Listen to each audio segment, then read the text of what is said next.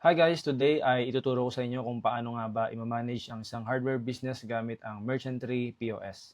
Ituturo ko sa iyo kung paano gumawa ng catalog, paano mag-track ng sales, mag-record ng expenses, i-manage ang inventory, mag-generate ng reports at marami pang iba. Ang Merchantry po ay available sa Google Play Store, sa App Store, at pwede mong gamitin sa laptop, sa desktop, sa mobile, sa tablet at sa iba't ibang mga browser. Ngayon, simulan natin sa paggawa ng catalog. Ngayon, gagamit tayo ng spreadsheet. Punta ka lang sa catalog, tapos products or services, tapos import products or services. Click mo lang tong spreadsheet, and tapos retail, automatic na magda-download yan ng catalog, template. Okay, tapos buksan natin yung template. Pwede kang gumamit ng spreadsheet, pwede kang gumamit ng Google Spreadsheet, pwede kang gumamit ng Excel guys para mabuksan yung file.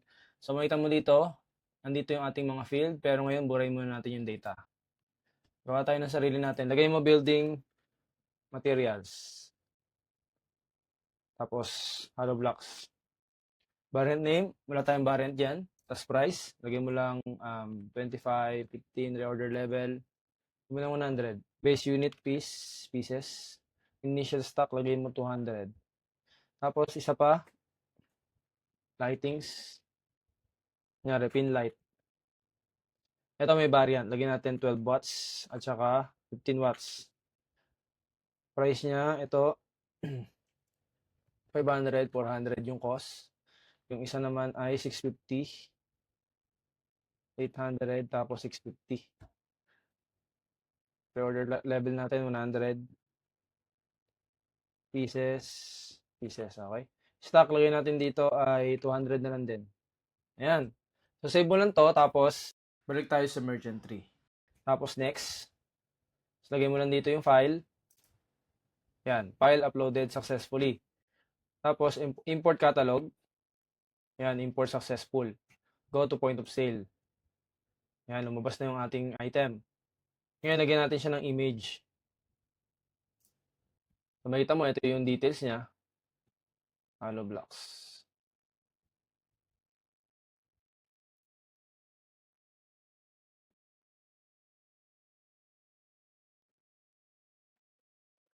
Yan, okay na. So, meron tayong dalawang single inventory na product, yung isa may variance. Gawa naman tayo, halimbawa, ng bundle. Kunyari, gusto magbenta ng pin light na bundle, tapos mas mura. Click mo lang to, create product or services.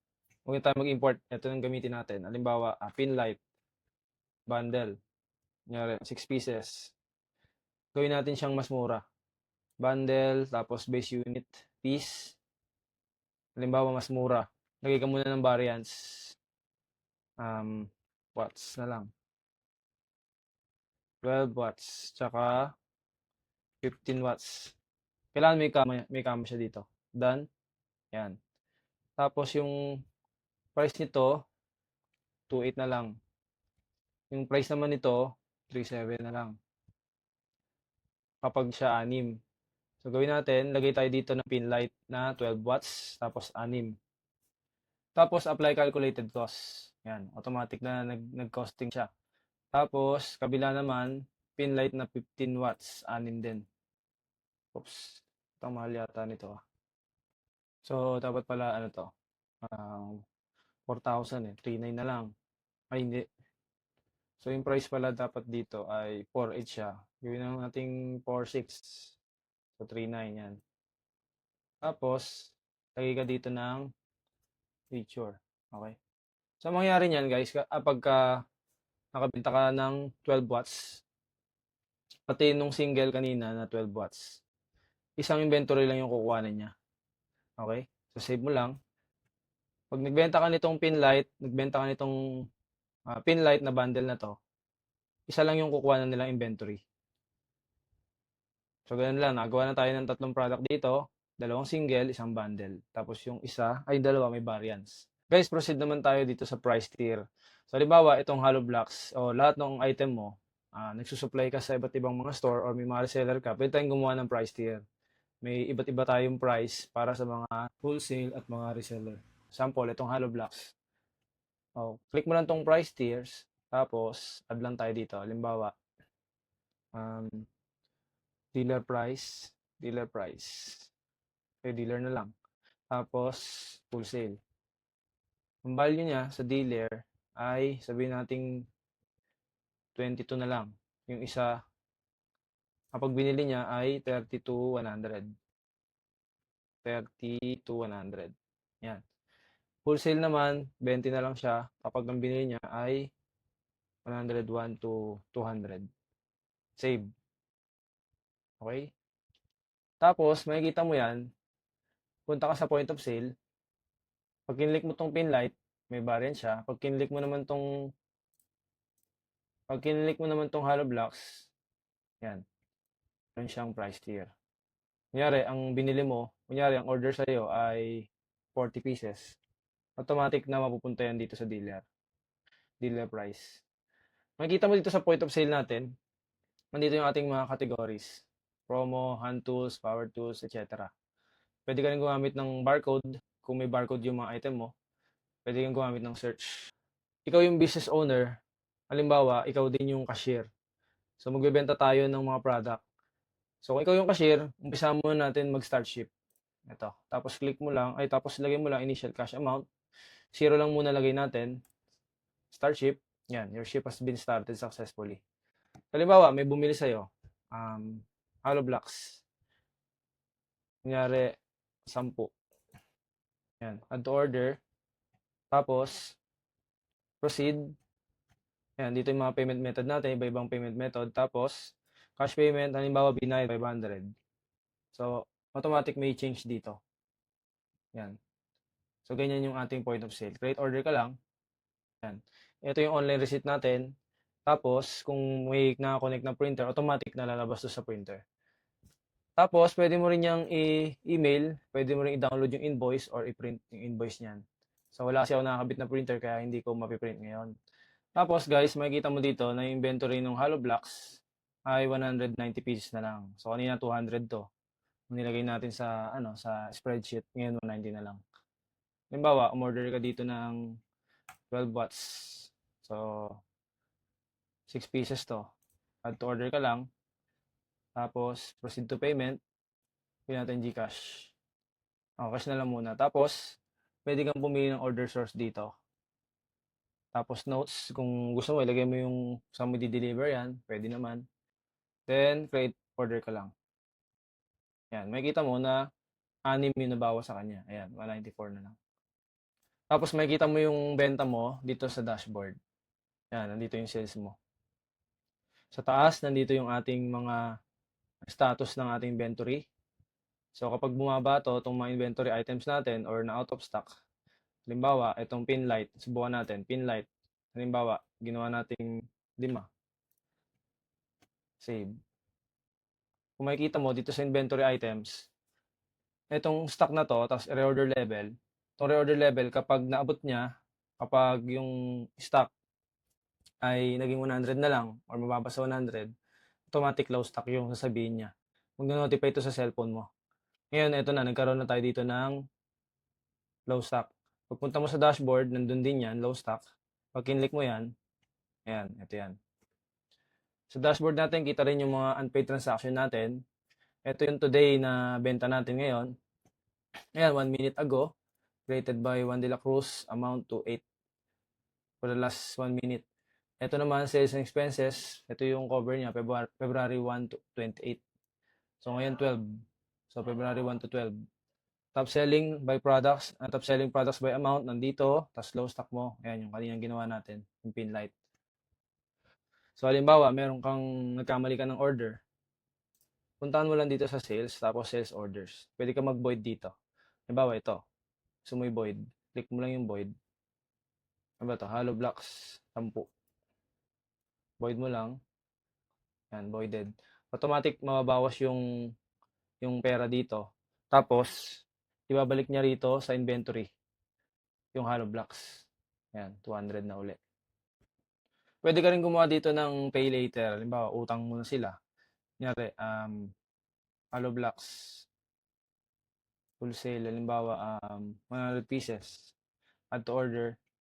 Tapos, ito, itong drop down. Click mo lang yan, tapos pay later. Yan. Pwede kang gumawa ng customer kung sino yung customer na uutang ngayon. Kunyari, add nyo ka lang.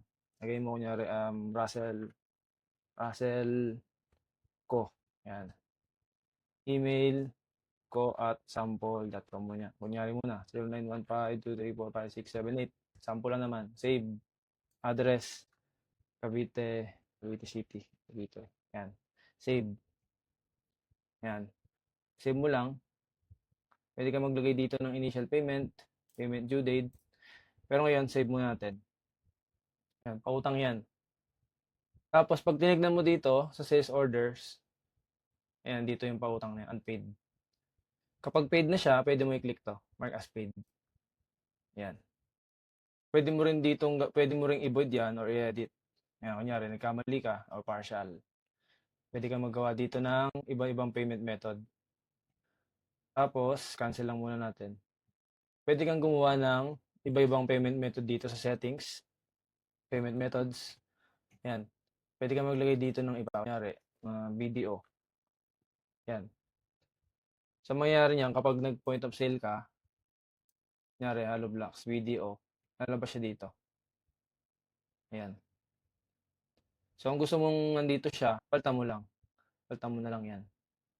Ilagay mo sa default. Tapos, pwede ka rin gumawa dito ng discount. Halimbawa, ito plywood. Pwede kang maglagay dito ng discount. Kunyari, senior discount. So, yan. Pares na lagyan ng discount. Or, kung gusto mo naman, by line item lang. Kunyari, itong plywood lang. Lagyan mo ng senior. Wala namang senior yata sa ganun. Percentage na lang. Halimbawa, percentage, 10%. So, ito lang meron discount. Ayan, 90. Tapos, proceed to payment. Ilagay natin kay Russell ko. Create. So, ayan. Okay? Makita mo si Russell sa customers. Nandito yung kanyang mga order. Ayan. Ito yung dalawang order niya. Kailan siya umorder. Andito yung customer information niya. So, ano yung mga order na yan? Makikita mo yan pag kinlik mo yan. Yan. Okay? Pwede mo rin gamitin tong sales orders dito sa sales, tapos sales orders sa pag-process ng mga orders. Halimbawa, click mo lang dito, new. Tapos, pwede kang gumawa ng backdate dito ng mga order. Select ka ng customer, anong store, anong status, pwedeng drop, completed mo na gamitin natin. Tapos, payment method niya, payment status, halimbawa, unpaid. Tapos, order halimbawa ng 15 watts. Tapos, save. Yan. Makikita mo, pwede ka rito mag-export. Export ng sales orders. Tapos, dito may mga actions din tayo dito. View receipt, email receipt, download invoice, print invoice. Tapos sa customers, Russell ko, pwede mo yung download yung statement niya at i-print. So ngayon wala kasi akong unpaid. Wala akong printer kaya hindi ko mapiprint. Download natin yan. Yan, download mo lang.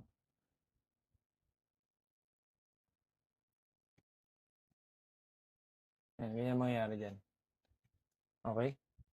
Tapos, click mo lang to para mag-paid. Yan. Inventory management naman, guys, nandito ang iyong mga widgets. Out of stock, low stock, inventory valuation. So, pag kinlik mo yung low stock, lalabas yung dalawang low stock mo dyan. Okay? Tapos, dito makikita mo at ito yung mga inventory natin. Stock. So, kapag 100 na lang yung reorder level, automatic na mag-notify cellphone mo na mag-reorder ka na. Pag binuksan mo yan, so andyan lahat ng details nung pin light na 15 watts. Tapos, transaction history, pwede mo makita yung logs nito. Quantity change, sino nag-create, anong oras. Okay, kita mo yan lahat dito. Tapos, filter, pwede ka mag-filter dito ng stocks mo sa iba't ibang branch. Tapos, status, low stock. Ayan. Pwede ka rin mag-export. Ayan, download mo na yung CSV niyan. Pwede ka rin mag-edit ng stocks dyan, guys. Ayan. Tapos, 100. Automatic magkakaroon yan ng logs dito. Saan yun?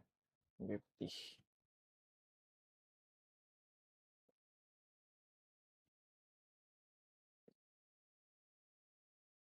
Yan. Stock per location, kita mo rin kung ilan yung stock mo. Sa branch mo, 0. Wala. Wala pa. Tapos, proceed naman tayo dito sa PO. Ito tayo sa PO, purchase order. So, halimbawa, bibili ka halimbawa ng pin light, 15 na lang, stock mo. Halimbawa, bibili ka ng 100, 65,000 pesos yung expense mo dyan. Pag save mo, gumawa siya dito ng transaction, makikita mo dito sa inventory items na nalagdagan na yung pin light mo. Ayan, 150 na ngayon. Tapos yung 65K, makikita mo dito sa dashboard, may expenses ka na. Okay? Tapos, yung PO, halimbawa gusto mong gumawa ng mag-order sa supplier, pwede kang gumawa dito, supplier. Halimbawa, Chi. Ayan. Contact person, ito pala dapat, dito pala yan. Supplier name, halimbawa ay hardware supplier na lang muna. Email, rudy@sample.com. Okay. Tapos address, kunyari Metro Manila. Save. Yan, nandito na yung information niya. Products, wala pa. So, bili tayo sa kanya. Tapos, select tayo ng supplier. Kunyari, hindi pa na-receive. Confirm pa lang. As unpaid. Maglagay tayo ng, kunyari, order ka ng pin light. Kunyari, 50. Save mo lang. Ayan, confirm. Tsaka unpaid. Nakita mo sa suppliers, dito yung transaction natin. So, makikita natin lahat ng PO natin na may supplier. Mamamonitor natin dito, tsaka manatrack natin lahat ng mga binibili natin. Sa products, kita mo dyan kung ano yung binili mo. Tapos, makikita mo dito sa PO, halimbawa, dumating na. Pwede mo i-click yan, tapos receive. Yan, pwede mo i-compare kung tama yung binigay sa'yo. So, halimbawa, tama yung nakuha mo, i-confirm mo lang. Tapos, mark as paid. So, ganun lang. Tapos, sa inventory item, yan, dumagdag na yung pin light mo. Guys, note ko lang na papasok lang ang mga binili mong inventory kapag receive na yung status. Kapag confirm, hindi pa siya papasok. Okay? Pwede mo rin export yan kung kailangan mo ng file, ng exported file yan. Dito, mga actions, pwede ka mag-print ng PDF, download ng PDF.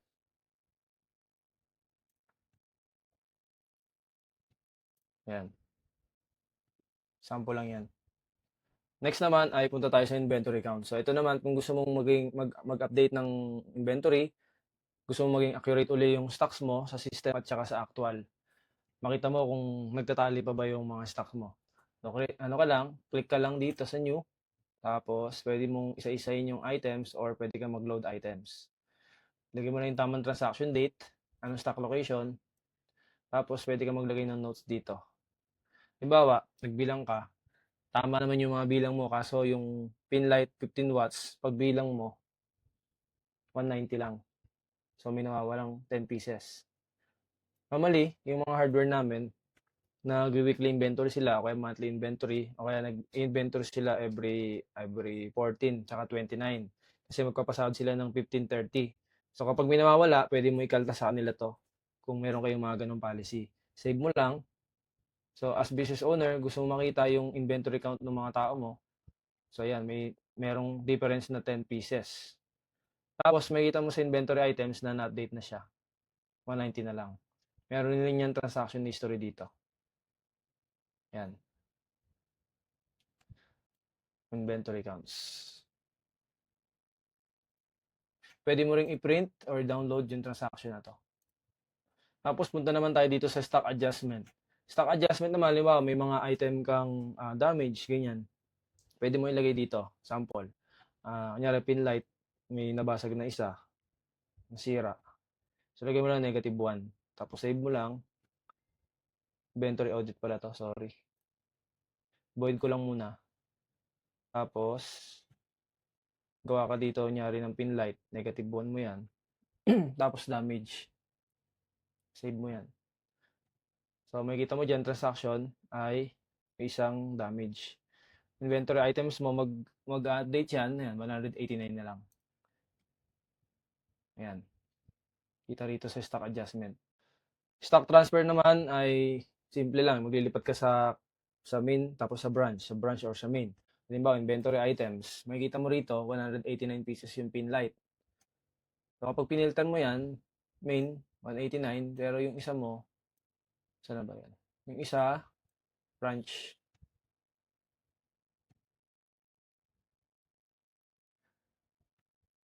Yung branch mo, Pinlight, 1 laman. So, mag-stock transfer tayo.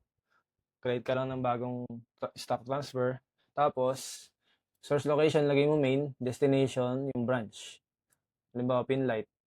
Maglalagay ka ng, kunyari, 50. Save mo lang. So, yan, na-save na siya.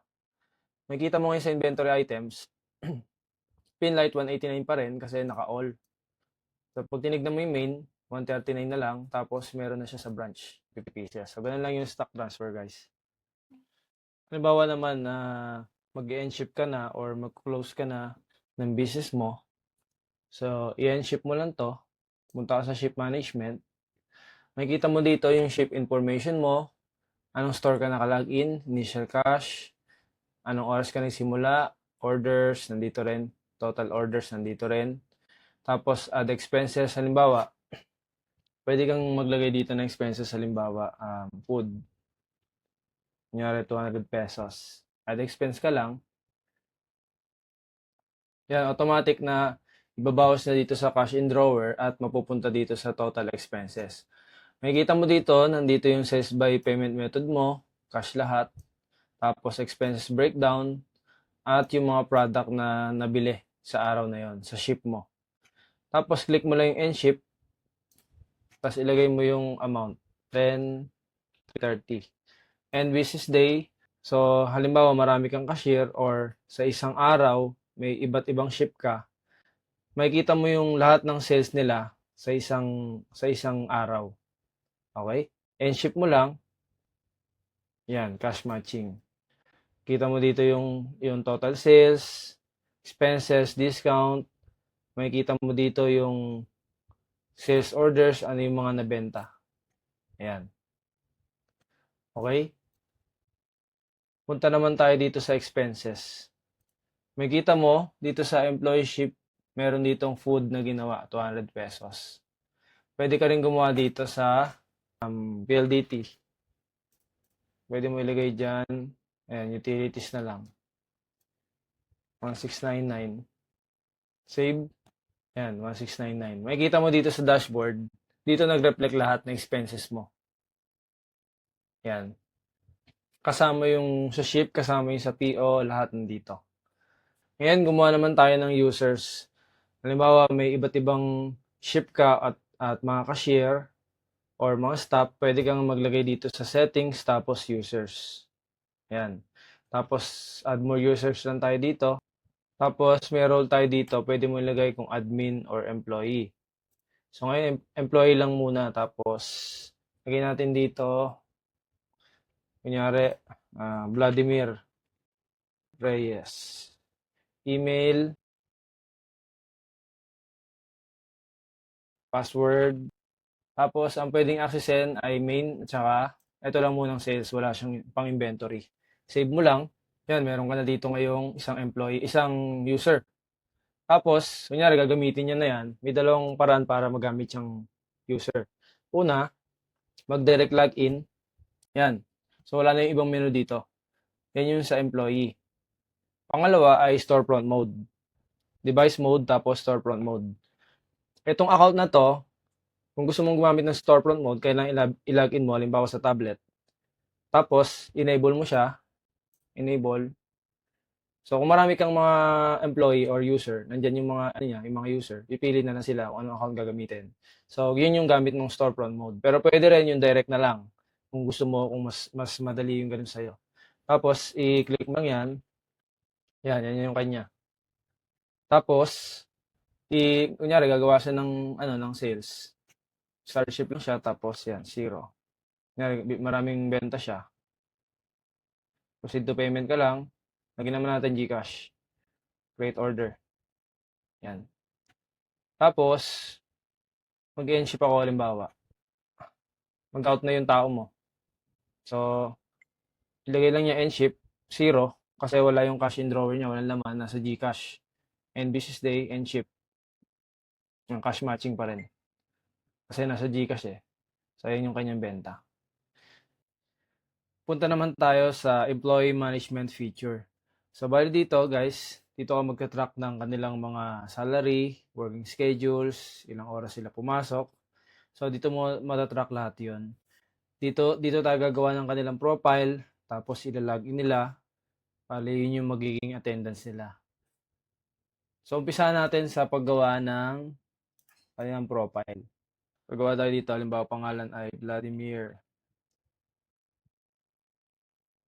Neri. Ayan. Vladimir Santos na lang. Contact number 0917-567. Sample lang yan. Email naman, sabihin natin address, Dasma, Cavite. Full-time, employment start date, employment end date, optional na lang to. Tapos PIN, link user account. So itong link user account kapag halimbawa yung cashier mo may discrepancy, pwede ka mag-link dito ng account kung siya yung cashier mo. Tapos, bill rate niya halimbawa 1,000. Sige, 650 na lang. Tapos 8 hours yung trabaho, 1 hour yung break, 8 to 5, parang gano'n. Overtime, sabihin natin 150 overtime mo. Tapos save. Okay, meron na tayo ditong isang employee. So, paano naman niya ila-login yan? Halimbawa, kung marami kang employee, pwede kang magkaroon ng isang dedicated device para doon sila magla-login. Kung konti lang naman yung employee mo at ayaw mo rin gumastos ng hardware, pwede naman yung tablet o yung POS ng cashier mo, yun na yung maging ano niya, pang-login niya, pang-clock in niya sa kanyang attendance. Ngayon, ganito lang yung pwede niyang gawin. Punta ka lang sa device mode, attendance tracker. Yan. So, ito yung ano mo, ito yung isang employee mo. Halimbawa, nasa isang device to, nasa isang tablet, magka-clock in lang siya. Yan, tapos, capture ka lang, next, yung pin, ayan na, clock in recorded. Tapos, ang mangyayari niyan, clock out niya, meron uli siyang camera. Next, yan. So, ganun lang yung clock in tsaka clock out. Tapos dito sa attendances, makikita mo halos wala naman siyang pinasok kasi testing lang naman yung ginawa natin. Halimbawa lang, naka 8 hours siya. Pwede ka rin gumawa dito ng ng attendance kung siya ay nakalimot mag-clock in, nakalimot mag-clock out. Pwede kang gumawa ng attendance dito. Pero ngayon sa sample natin, halimbawa si Vladimir ay pumasok ng 8 hours. Click nyo ka lang, select mo lang siya, tapos sabihin natin 8 to 5, 8, 8 a.m. to 5 p.m. Okay. Tapos, save. Yan, automatic 9 hours yung kanyang pinasok. 650 yung babayaran mo. Halimbawa, may deduction siya, 50. Ayan, automatic 600 na lang. Pwede ka rin maglagay ng additional pay dito sa kanya. Tapos, save mo lang. Yan, nakasave na. Ngayon, halimbawa, gusto mo na siyang pasahurin, o kaya marami kang employee na gusto mo nang pasahurin, makikita mo lang dito sa sa reports, employee reports. So, nandito yung mga employee mo, lalabas dito. Pero ngayon, sa example natin, halimbawa, gusto mo siyang sahurin, 600. Kunyari, today.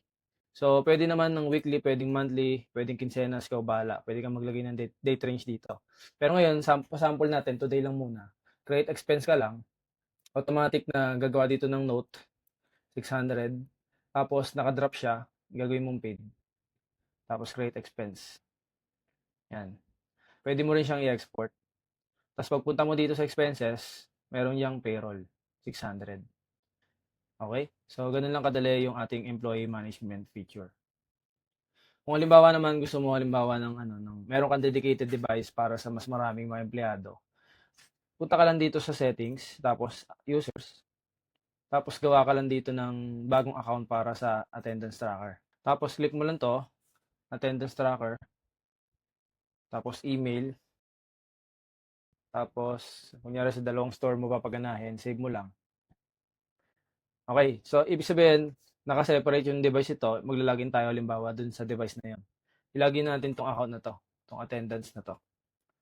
Mag-log out ako dito. Okay, ilalagin ko ngayon yung attendance tracker.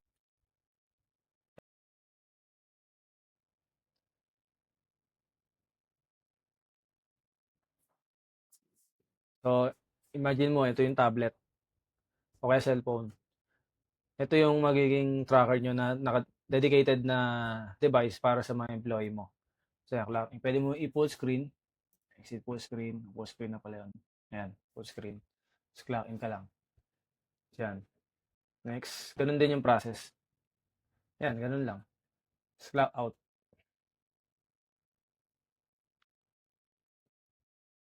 Yan, ganun lang ang gamit nito. Ngayon naman punta naman tayo sa reports. Click mo sa reports tapos financial summary. Makikita mo rito lahat ng mga benta mo base sa date range na to. Okay? So ngayon, nakaset siya ng February 1 to 12. Kita mo ang gross sales, gross profit, net sales, expenses, net profit. Tapos nandito yung payment breakdown natin, lahat ng mga payment method na ginamit natin, sales by category, anong category ba yung malakas? Lagi may benta, makikita mo dito. Anong item, lahat ng nabenta mo, kita mo dito lahat, pati ang expenses breakdown. Okay, sales reports naman, meron tayo ditong sales by period, sales by product, sales by customer. Sales by period naman ay medyo similar sa financial summary, pero dito kita mo yung discount. Okay? Tapos, kita mo rin agad yung benta mo bawat araw. Hindi siya naka-total. So, kita mo agad dito. Tapos, kita mo rin kung ilan yung order mo per day. Tapos, margin. So, isa rin to sa powerful feature ni Merchant Tree. Siyempre, sa margin, gusto natin, kung 50% yung margin, gusto natin hindi bumaba ng mababa sa 50. Iniingatan natin bumaba doon. So, kung meron tayong ganito, makikita agad natin anong mali, bakit mababa yung margin natin. So, makapag-adjust tayo. Okay, so itong mga margin na to, sample ko lang yan. Medyo mababa. Tapos, pwede ka mag-filter dito, kunyari R, kunyari today. Nakita mo kung saan nagpipick yung order mo. Malaking tulong to kasi pwede ka mag-boost dyan ng marketing. Pwede ka dito maglagay kung ano yung store, payment status, gusto makita yung lahat ng partial or unpaid. So, wala tayong unpaid pala. Paid. Gusto mo makita yung product mo, anong product gusto mo makita dyan. Ayan. By customer, pwede mo ma-filter agad dyan. Saan ba siya umorder, anong araw ba siya laging na-order. Kita mo yan dito. Pwede mo rin yan i-export. At dito, yung info ng ating mga label. Sales by product naman, so ito yung breakdown ng mga product mo base dito sa date range na to. So halimbawa, tong range, makita mo yung margin niya, tama ba yung sinet ko na margin dito sa range? So malaking tulong to. Makita mo rin ilang yung quantity na benta niya based dito sa date na to. Kita mo rin dito yung stores, anong branch yung gusto mo i-filter, payment status, anong product. Yan. Pwede ka rin mag-export. Sales by customers naman. So, pwede ka mag-filter dyan. Halimbawa, si Russell ko. Ayan. Kita mo dito. Yung kanyang order. Yan. Sa base sa date na to. Pwede ka rin dito mag-export. Tapos, inventory reports naman. Meron tayo ditong 4 na tab. Inventory valuation. Straightforward. Dahil ito naman yung yung total value ng lahat ng inventory mo. Tapos, pwede ka rin mag-search dyan. Anong product yung gusto mo makita. So, dito naman sa usage and forecast, ito naman, makikita mo yung average na usage mo based dito sa date na to. Kunyari ito, average daily sales mo, mababa. Ito. Kunyari ito, hollow blocks, 8 pieces. Weekly mo, 58. Monthly, 253. Tapos sa date na to, ito yung nagamit mo, o nabenta mo.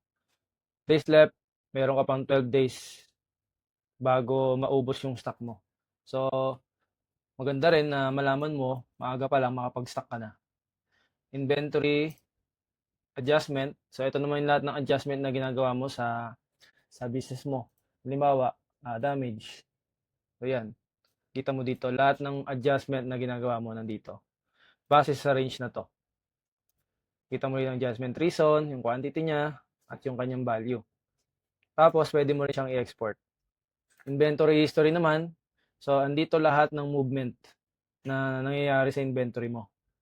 Base dito sa date range na to, ayan, meron ditong mga item name, location niya, sales orders, or stock transfer, lahat ng movement nandito. Okay, tapos ilan yung stock na nabago, sino yun, sino yung nag-create nun, o sino yung nag-change nun. Stock after, nandito rin, tapos pwede mo siyang i-export. Kasi yan, pwede mo lagay dyan, Vladimir Reyes, lahat ng ginawa ni Vladimir. Juan de la Cruz. So, ayan. Pwede ka rin mag-filter dito ng location, halimbawa main. O kaya naman branch. Ayan, kita mo dito. Pwede ka rin dito mag-filter ng mga types. Halimbawa SO, sales order. Ayan. Kung binuksan mo yan, nakita mo rito yung movement. Tapos, balik ka lang dito sa inventory reports. Pwede mong i-filter din halimbawa stock adjustment. Adjustment na ginawa ni Juan de la Cruz. Yan, makikita mo yan dito. Pwede ka rin dito mag-filter ng specific item. So, ito yung movement niya, lahat ng transaction, stock after, at sino yung creator. Pwede ka rin dito mag-export at makita ang lahat ng information ng mga label. So guys, ganun lang kadali gamitin ng Merchant Tree POS. Kung meron kang katanungan, pwede ka mag-message sa Merchant Tree Facebook page. Maraming salamat. God bless.